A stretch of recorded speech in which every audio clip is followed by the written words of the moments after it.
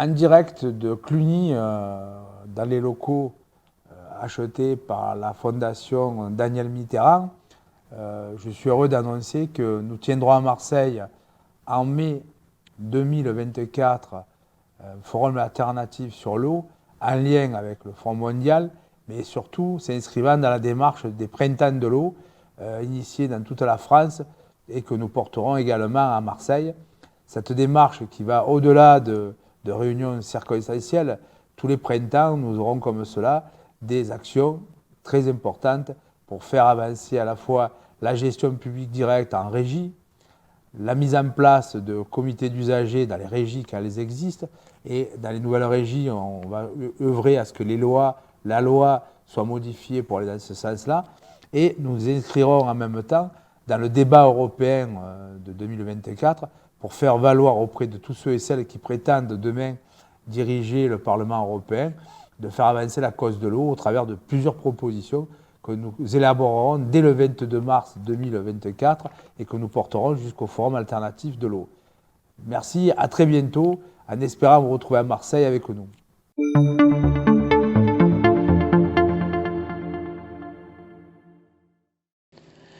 Présidé par un lobbyiste du pétrole, Sultan Ahmed Al-Jaber, PDG de la Compagnie nationale de pétrole d'Abu Dhabi, la COP28 s'est ouverte le 30 novembre à Dubaï, aux Émirats arabes unis. Ce pays est le 5e plus gros émetteur de CO2 par habitant de la planète, avec 20,3 tonnes par habitant et par an, 5 fois plus que la France. Les Émiriens consomment aussi 4 fois plus d'eau que la moyenne mondiale.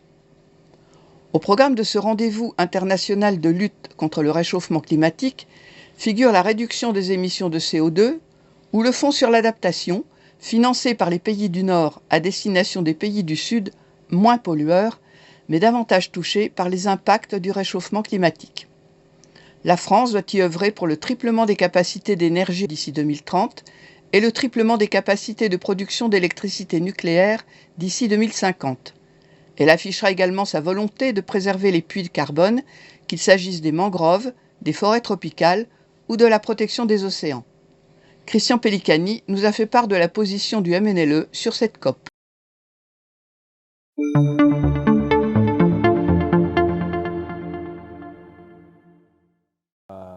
Je suis surpris de voir le côté terne et catastrophique des travaux de la COP28 qui se tiennent effectivement dans un pays producteur de pétrole, de gaz. La réunion étant dirigée par le président, qui est en même temps le président de la société qui exploite ces gisements qui sont à la racine de nos problèmes de changement climatique.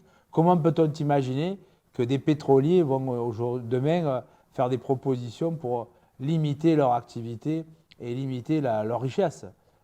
On a le sentiment que les décideurs du monde marchent sur la tête ou que simplement ils ne souhaitent pas vraiment faire changer le paradigme économique qui est assis sur le pétrole, le gaz et les bitumineux, notamment les gaz de schiste pour les États-Unis.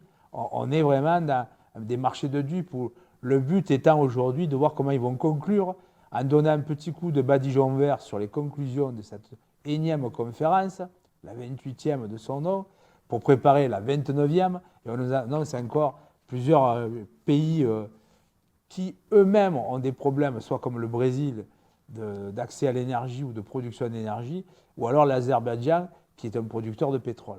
Comment peut-on imaginer que cela va donner du bon sens et nous faire avancer vers une réduction des émissions de gaz à effet de serre pour limiter l'élévation de température à 1,5 degré. D'ores et déjà, la plupart ont capitulé. Les médias nous habituent à l'idée oh, c'est pas possible, c'est pas tenable.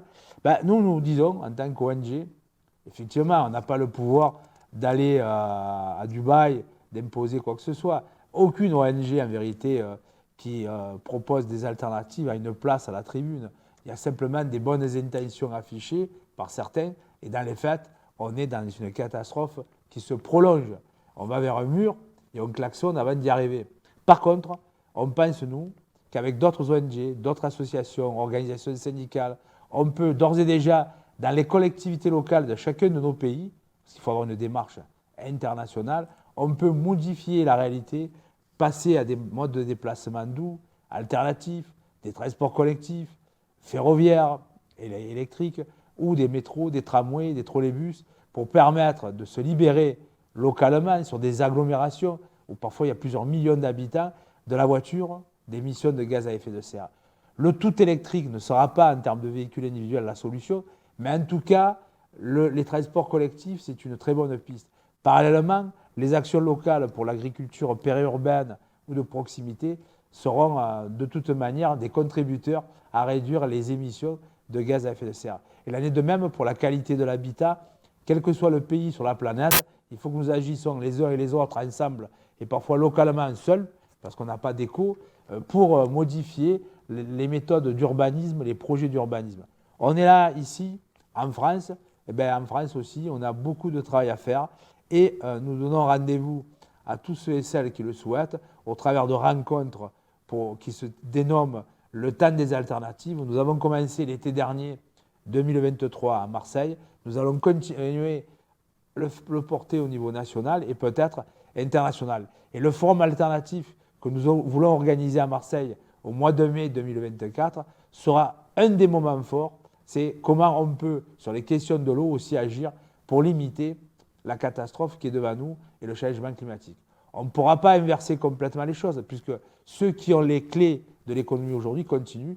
Mais par contre, dans chaque pays, on peut œuvrer à peut-être faire apparaître, émerger des solutions politiques qui nous amènent au pouvoir des gens qui vont radicalement changer leur approche du problème et du changement climatique.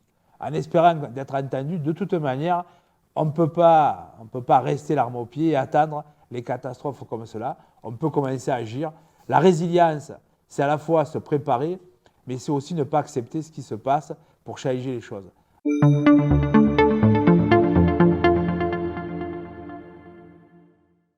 La Commission européenne a annoncé en novembre qu'elle renouvelait pour 10 ans l'autorisation du glyphosate au sein de l'Union européenne après le rapport d'un régulateur européen estimant que le niveau de risque ne justifiait pas d'interdire la substance.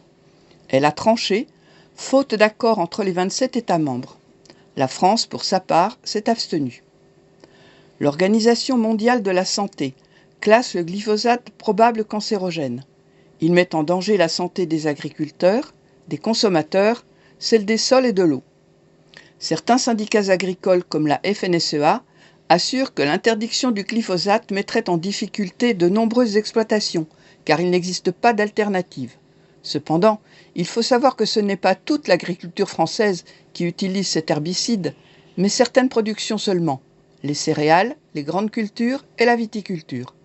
Rappelons enfin l'engagement d'Emmanuel Macron en 2017 qui disait « J'ai demandé au gouvernement de prendre les dispositions nécessaires pour que l'utilisation du glyphosate soit interdite en France au plus tard dans 3 ans. » Un engagement de plus qu'il n'a pas tenu.